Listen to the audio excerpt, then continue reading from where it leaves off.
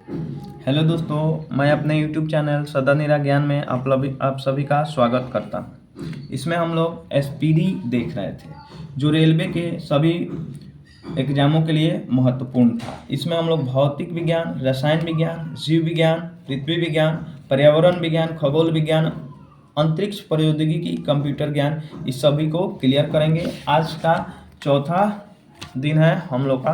चलिए फटाफट रिवीजन। इस क्लास का मतलब फटाफट रिवीजन। पहला क्वेश्चन है, मानव शरीर की बृहत्तम कोशिका कौन है? तो स्नायु कोशिका, जिसको हम लोग तंत्रिका कोशिका भी कहते हैं। इसका नाम न्यूरॉन होता है। तंत्रिका कोशिका की नाम क्या होती है? न्यूरॉन। तो मानव शरीर की बृहत्तम कोशिका कौन है? न्यूरॉन। वैद्युत अपघटन, कौन सा नियम लागू होता है? तो वैद्युत अपघटन में फैराडे का नियम लागू होता है। वैद्युत अपघटन में फैराडे का नियम लागू होता है। इलेक्ट्रॉन वोल्ट किसकी इकाई है? तो इलेक्ट्रॉन वोल्ट ऊर्जा की इकाई है। इलेक्ट्रॉन वोल्ट ऊर्जा की इकाई है। पृष्ठ तनाव की बीमा क्या होती है? mt/2। पृष्ठ तनाव की बीमा क्या होती है? mt/2। चलिए, एक लड़की झूले पर झूल रही है। यदि वह खड़ी हो जाए तो झूलने का आवर्तकाल जो होगा घट जाएगा। झूलने का आवर्तकाल क्या हो जाएगा? घट जाएगा। यूरिया में नाइट्रोजन की मात्रा कितनी होती है? 46%। यूरिया में नाइट्रोजन की मात्रा कितनी होती है भाई मेरे? 46%। कुत्ता में गुणसूत्रों की संख्या कितनी होती है? 78। कुत्ता में गुणसूत्रों की संख्या कितनी होती है? 78, 78। पारे का प्रतिरोध शून्य किस पर होता है? तो भाई मेरे 4 केल्विन पर। पारा का प्रतिरोध किस पे शून्य होता है? 4 केल्विन पर। मेथनॉल को क्या कहते हैं? तो would alcohol. Would alcohol. Methanol को क्या कहते हैं? Would alcohol. मेथनॉल को क्या कहा जाता है? Would alcohol. मेथनॉल को क्या कहा जाता है? Would alcohol. साधारण लोलक के समय को दुगुना करने के लिए धागे की लंबाई कितनी होनी चाहिए? 4 गुना होनी चाहिए। कितनी होनी चाहिए? 4 गुने होनी चाहिए। प्रत्येक 1 डिग्री सेल्सियस ताप बढ़ाने पर वायु में ध्वनि का वेग 0.6 मीटर प्रति सेकंड क्या हो जाता है? बढ़ जाता है। 0.6 मीटर प्रति सेकंड बढ़ जाता है। मानक दाब है, तब पारे का मानक दाब होता है 760 mm। 760 mm। चलिए, जब प्रकाश वायु से कांच में जाता है तो इसका तरंग दैर्ध्य भाई मेरे घट जाता है। तरंग दैर्ध्य क्या हो जाती है? घट जाती है। एस्कॉर्बिक एसिड किस विटामिन का नाम है? तो विटामिन सी का नाम है एस्कॉर्बिक एसिड। विटामिन सी का नाम क्या है? Ascorbic acid. ध्वनि किस रूप में यात्रा करती है? तो ध्वनि अनुदैर्ध्य तरंग के रूप में यात्रा करती है। ध्वनि अनुदैर्ध्य तरंग के रूप में यात्रा करती है। सोनार मुख्यतः किसके द्वारा उपयोग किया जाता है? तो समुद्री यात्रियों के द्वारा। सोनार मतलब समुद्र में डूबे हुए वस्तुओं को पता लगाने के लिए सोनार का प्रयोग किया जाता है। सूर्य में नाभिकीय ईंधन क्या है? हाइड्रोजन। सूर्य में हाइड्रोजन कितना प्रतिशत है? 71%। सूर्य में हाइड्रोजन कितना प्रतिशत? 71%। हीलियम आपका 2 नंबर पे है, 26%। चलिए, शरीर के द्वितीय सबसे बड़ी ग्रंथि कौन सी है? तब पहला तो हम लोग जानबे करते हैं उसको लीवर। दूसरी का बड़ी ग्रंथि है अग्नाशय। दूसरी का बड़ी ग्रंथि क्या है? अग्नाशय। 2 नंबर पर अग्नाशय है, 1 नंबर पर लीवर है, जिसको हम लोग यकृत कहते हैं। तो शरीर की सबसे बड़ी ग्रंथि पूछे तो यकृत, और शरीर की सबसे बड़ी दूसरी ग्रंथि पूछे या द्वितीय ग्रंथि पूछे तो अग्नाशय। नेत्र गोलक किस सेट द्वारा संचालित होता है या कितने सेट द्वारा संचालित होता है? 6 मांसपेशियों के द्वारा। कितने मांसपेशियों के द्वारा? 6। नेत्र गोलक कितने मांसपेशियों के द्वारा संचालित होता है? 6 मांसपेशियों के द्वारा। सभी अम्लों में सबसे अधिक समान तत्व कौन है? हाइड्रोजन। सभी अम्ल में मुख्य रूप से हाइड्रोजन देखने को मिल जाता है। ऑक्सीकरण को किस रूप में परिभाषित किया जाता है?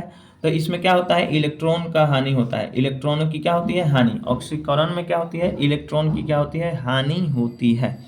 अम्ल का स्वाद भाई कैसा होता है? तो खट्टा होता है। अम्ल का स्वाद कैसा होता है? खट्टा। अम्ल का स्वाद भाई कैसा होता है? खट्टा। अम्ल का स्वाद कैसा होता है? खट्टा। चलिए, क्षार का स्वाद कैसा होता है? कड़वा। क्षार का कैसा होता है? कड़वा तीखा कहते हैं। प्रकाश वर्ष किसकी इकाई है? तो प्रकाश वर्ष दूरी की इकाई है। 1 वर्ष में प्रकाश की तय की गई दूरी को हम क्या कहते हैं? प्रकाश वर्ष कहते हैं। 1 जूल किसके बराबर होता है? तो 1 जूल 10 के पावर 7 अर्घ के बराबर होता है। 1 जूल किसके बराबर होता है? 10 के पावर 7 अर्घ के बराबर होता है। पिंड का भार शून्य नहीं होगा। कब शून्य नहीं होगा? तो स्वतंत्र गिरने के दौरान पिंड का भार शून्य नहीं होगा। स्वतंत्र अगर गिरेगा कोई वस्तु तो उसका भार शून्य नहीं होगा। वर्षा की बूंद किसके कारण गोलाकार होती है? पृष्ठ तनाव के कारण गोलाकार होती है। वर्षा की बूंद किसके कारण गोलाकार होती है? पृष्ठ तनाव के कारण गोलाकार होती है। जब बर्फ के एक टुकड़े पर दबाव बढ़ाया जाता है तो उसका गलनांक जो होता है भाई, गलनांक जो होता है बढ़ जाता है। गलनांक क्या हो जाता है? बढ़ जाता है। क्या हो जाता है? बढ़ जाता है। चलिए, आग पकड़ने के लिए कौन सा फाइबर न्यूनतम है? तो सूती वस्त्र। आग पकड़ने के लिए कौन सा फाइबर न्यूनतम है? सूती वस्त्र। नॉन स्टिक रसोई के बर्तन पर किसकी परत होती है? टेफ्लॉन की परत। नॉन स्टिक बर्तनों पर किसकी परत चढ़ाई जाती है? टेफ्लॉन की। कौन सी धातु नाइट्रिक अम्ल द्वारा प्रभावित नहीं होती है? तो आपका सोना नाइट्रिक अम्ल द्वारा प्रभावित नहीं होता है। सोना बस एक्वा रेजिया में घुलनशील होता है। निम्नलिखित में से किसे भारी जल कहा जाता है? तो D2O, ड्यूटोरियम ऑक्साइड को क्या कहते हैं? भारी जल कहते हैं। भारी जल किसको कहिएगा? Deuterium oxide. Laughing gas nitrous oxide N2O। Laughing gas किसको कहा जाता है? नाइट्रस ऑक्साइड को लॉफिंग गैस कहते हैं। NaOH सूत्र वाले यौगिक का नाम क्या है? तो NaOH सूत्र वाले यौगिक का कॉस्टिक सोडा का रासायनिक सूत्र क्या है? NaOH। कॉस्टिक सोडा का रासायनिक सूत्र क्या है? NaOH। कॉस्टिक सोडा का रासायनिक सूत्र क्या है? NaOH। निम्न में किसे ध्वनि का संचरण नहीं होता है? तो किसमें? इस्पात में हो जाएगा, वायु में हो जाएगा, पानी में हो जाएगा। निर्वात में ध्वनि यात्रा नहीं करती है। सबसे अधिक ध्वनि ठोस में होती है, उससे कम द्रव में होती है और उससे कम गैस में होती है। चलिए, ग्रहों की परिक्रमा की गणना कौन किया है? तो डॉपलर प्रभाव के द्वारा किया जाता है। ग्रहों की परिक्रमा की गणना किसके द्वारा, किस प्रभाव के द्वारा? तो हम लोग डॉपलर प्रभाव के द्वारा उसकी गणना करते हैं। मानव शरीर में धमनियों का क्या कार्य है? तो मानव शरीर में जो धमनियां होती है वह शुद्ध रक्त को ढोती है। कौन रक्त? शुद्ध रक्त को ढोती है, यानी जिस रक्त में ऑक्सीजन होता है उसको ढोती है, यानी हृदय से लेकर पूरे अंग तक। तो हृदय से रक्त को पूरे अंग तक ले जाना किसका काम है? धमनियों का काम है। किसी तत्व के परमाणुविक भार को किसमें व्यक्त किया जाता है? तब परमाणु द्रव्यमान इकाई में व्यक्त किया जाता है। किसी भी तत्व के परमाणुविक भार को किसमें व्यक्त किया जाता है? परमाणु द्रव्यमान इकाई में उसको व्यक्त किया जाता है। तापमान को कितना कम कर देने से सभी गैस शून्य आयतन घेरेगी? तो -273 डिग्री सेल्सियस। इसी को हम लोग क्या कहते हैं? परम शून्य ताप कहते हैं। इसी को क्या कहते हैं? परम शून्य ताप कहते हैं। चलिए, आज के लिए इतना ही। अगर वीडियो पसंद आया हो तो लाइक, शेयर और सब्सक्राइब जरूर करें।